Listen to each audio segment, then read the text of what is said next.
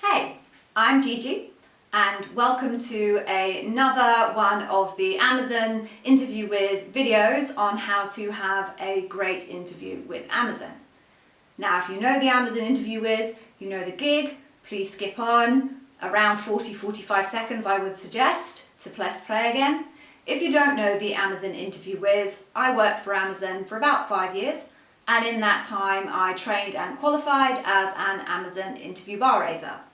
The Amazon interview bar raiser is about 5% of the population, and on top of their day job they have an extra responsibility to facilitate the interview process, and they are the ultimate decision makers on who gets hired and who doesn't. So trust me, I know what it takes to get hired at Amazon. Today's tip is all about what to do if you don't feel you have a good answer to the question that you've just been asked. I get this question quite a lot through on direct messages, so this was the inspiration for the video. So effectively you have two options. The first option is, if you have a similar example that's broadly aligned to the question that you've been asked, you might be able to use that. But my word of warning is, you should ask your interviewer if you can do it. If you know it's not quite right, it's worth asking. The reason I say that is, sometimes the answer that you give, even though to you it seems like it's broadly the same, just a little bit different, the possibility, and it's a real possibility, exists that where the deviation exists is actually the really critical part for the interviewer. So make sure you ask. Possibility exists that they'll say no, and I'll talk to you about that in a second. But the reason why you really should ask is, it's happened to me on a couple of occasions where I've got about halfway through a candidate's example and I've realised that the candidate really isn't answering the question that I've asked. Now, as an interviewer, that leaves me some options. Quite often what I'll do is I will just interrupt the candidate and say, hang on, can I just remind you of the original question? I'm not sure if the answer that you're giving me is going to give me the answer to that question. Now, that's really uncomfortable as an interviewer. Of course I'll do it because I want to make sure that I waste no more time on an example that isn't going to give me the data that I need. But man, is it awkward. So please ask, explain high level. Like I talk about hating the 10,000 feet answer. It's horrific when it comes to Amazon interviews, but here's the only place where I'm going to give you permission to use that 10,000 feet explanation of your example. Use a really high level explanation of your example so that your interviewer has a good sense of the answer that you're going to do, and if it's not right, they'll tell you.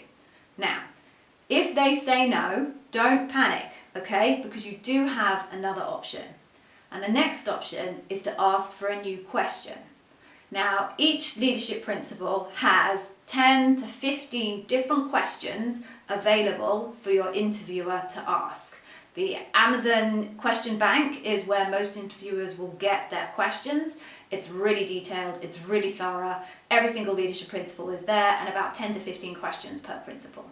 So, if you ask your interviewer, can I please have another question, chances are they'll have a plethora of them and they won't be stuck. So you might be able to get to another question that you do have a good example for. My only word of caution with using this strategy is you cannot use it too much. I would say no more than once, maybe twice across the course of a set of panel interviews.